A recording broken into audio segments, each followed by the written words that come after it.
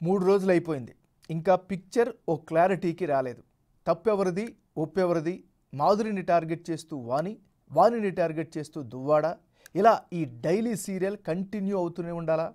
ఈ ఎపిసోడ్కు end card పడదా? ఇంతకీ డే 3లో జరిగిన హైలైట్స్ ఏంటో ఇప్పుడు చూద్దాం.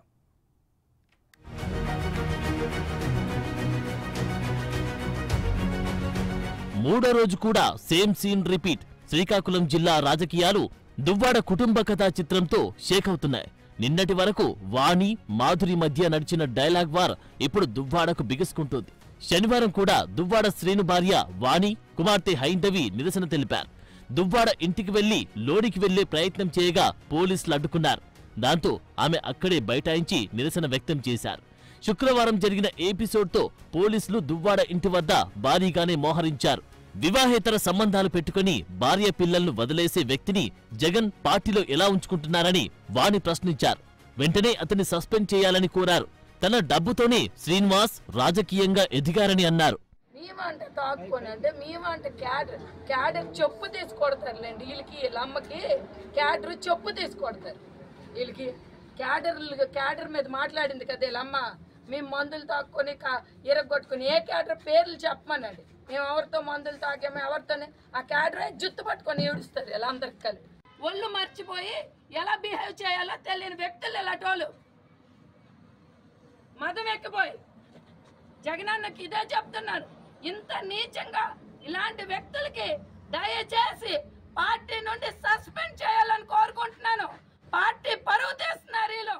ఇక అంతకుముందు దువ్వాడ శ్రీను కుమార్తె హైందవి కూడా సేమ్ డిమాండ్ తెరపైకి తెచ్చింది. కాకపోతే హైందవి మాధురిపై చర్యలు తీసుకోవాలని డిమాండ్ చేస్తోంది. ఇల్లీగల్ రిలేషన్షిప్లు పెట్టుకోవడానికి కాదు, పార్టీలో చేర్చుకున్నదని చెబుతోంది. ఇల్లీగల్ రిలేషన్షిప్ మా డాడీతో పెట్టుకోవడానికి కాదు, ఆమె పార్టీకి పంచే ముందు తను మా డాడీ ఏం చాట్ చేసుకున్నారో నా దగ్గర ప్రూఫ్లు కూడా ఉన్నాయి. కావాలంటే నేను సబ్మిట్ చేస్తాను. అప్పుడు తెలుస్తుంది మేము అబద్ధాలు చెప్తున్నామా, టార్చర్ చేస్తున్నామా, లేకపోతే నిజంగా న్యాయం కోసం క్వశ్చన్ చేస్తున్నామా అన్నది. వాణి డిమాండ్పై దువ్వాడ స్పందించారు. ఎమ్మెల్సీ పదవి పోగొట్టి పార్టీ నుంచి తొలగించాలని చెప్పేందుకు ఇంటి ముందు ధర్నాలు చేస్తున్నావా అని ప్రశ్నించారు. అలా అయితే వాణి తన ఇంటి నుంచే డిమాండ్లు చేయవచ్చు కదా అన్నారు. టికెట్ రాలేదని తన సొంత గ్రామంలోనూ తనకు మెజారిటీ తీసుకురాలేకపోయిందన్నారు. మాధురిని కేవలం పావుగా వాడుకుందని దువ్వాడ ఆరోపించారు. మాధురిని పావుగా వాడుకుంది సార్, మాధురిని పావుగా వాడుకుంది సార్. మాధురి సబ్జెక్ట్ కాదు ఇక్కడ, పవర్, పదవి కావాలి. ఇప్పుడు ఏంటి చెప్తుంది? ఎమ్మెల్సీగా ఆయనకి రాజీనామా చేయమనండి, పార్టీని సస్పెండ్ చేయమండి అంటుంది. నువ్వు దేనికి వచ్చావు అసలు? తలుపులు ఎందుకు విరగొట్టావు? తాళాలు ఎందుకు విరగొట్టావు? నువ్వు తాళాలు విరగొట్టి ఇంటికి వచ్చింది ఎమ్మెల్యేగా సస్పెండ్ చేయమనే, అంటే పార్టీని సస్పెండ్ చేయమనే, ఎమ్మెల్సీగా పదవి నుంచి తీయమని. మరి నీ ఇంట్లో నుంచి కూడా చెప్పొచ్చు. నీకు పార్టీలో బలం ఉండి కార్యకర్తల బలం ఉంటే ఇంట్లో నుంచి కూడా కూర్చొని చేయొచ్చు.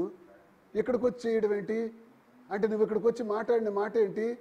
అధికారం గురించి మాట్లాడుతున్నావా? దేని గురించి మాట్లాడుతున్నావు? మీకే అర్థమైంది కదా సార్. 2 సంవత్సరాల క్రితమే దువ్వాడ వాణి తనకు విడాకులు కావాలని అధిష్టానం వద్ద మొరపెట్టుకుందన్నారు శ్రీనివాస్. కానీ అప్పుడు ఇవ్వలేదని ఇప్పుడు ఇస్తున్నట్టు ప్రకటించారు. మాధురితో తనది లివింగ్ రిలేషన్షిప్ అని సుప్రీంకోర్టు తీర్పును ఉదాహరణగా చెప్పారు.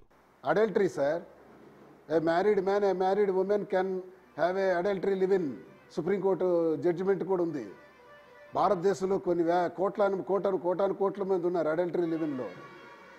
దీని కింద వస్తుంది. మరి దువ్వాడవాణి నాకు విడాకులు ఇచ్చేయమని అధిష్టానం దగ్గర 2 సంవత్సరాల క్రితం చెప్పింది, నేను ఇవ్వలా. ఇప్పుడు దాపరించిన పరిస్థితులు బట్టి ఈరోజు ఇస్తున్నా. అంతకుముందు మాధురిపై వాణి తీవ్రమైన ఆరోపణలు చేసింది. మాధురి వృత్తి ఇల్లీగల్ ఎఫైర్లన్నారు. దాని నుంచి వచ్చే డబ్బులతోనే పబ్బం గడుపుకుంటుందని ఆరోపించారు. అందుకు మాధురి తీవ్రంగా కౌంటర్ ఇచ్చింది. తనను పదే పదే అవమానిస్తే ఈడ్చి కొడతానంది. ఆవిడ ఏంటంటే వీడియోలు తీసి పెట్టడం, చాలా తప్పుడుగా బిహేవ్ చేయడం. ఇప్పటికీ ఆవిడకి నాకు తెలిసిన 3 మ్యారేజెస్ కూడా అయ్యాయి. అలానే ఆవిడ ఇల్లీగల్ అఫైర్సే కాకుండా ఆవిడ వృత్తే అది. చాలా దారుణంగా దాని మీద పబ్బం గడుపుకునే, డబ్బులు గడించుకునే తత్వం. దీని మీద నేను ఆవిడ మీద కంప్లైంట్ అయితే కంపల్సరీ నేను ఫైల్ చేస్తాను.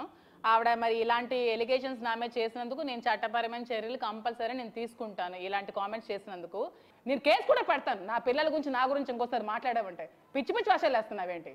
ఇంకొకసారి నా మీద కామెంట్ చేస్తే ఈ చీచి తంతాను. నీకేమైనా ప్రాబ్లం అంటే నీ మొగుడుతో తేల్చుకో వాణి.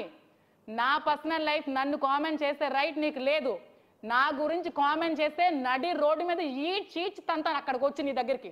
నా గురించి మాట్లాడే రైట్ నీకు లేదు. నా ఫ్యామిలీ కోసం మాట్లాడే రైట్ లేదు. నా క్యారెక్టర్ కోసం మాట్లాడే రైట్ లేదు. నువ్వు ఒక క్యారెక్టర్లెస్ ఉమెన్వి. నీకు ఏదైనా ఉంటే నువ్వు మొగుడుగా తేల్చుకో.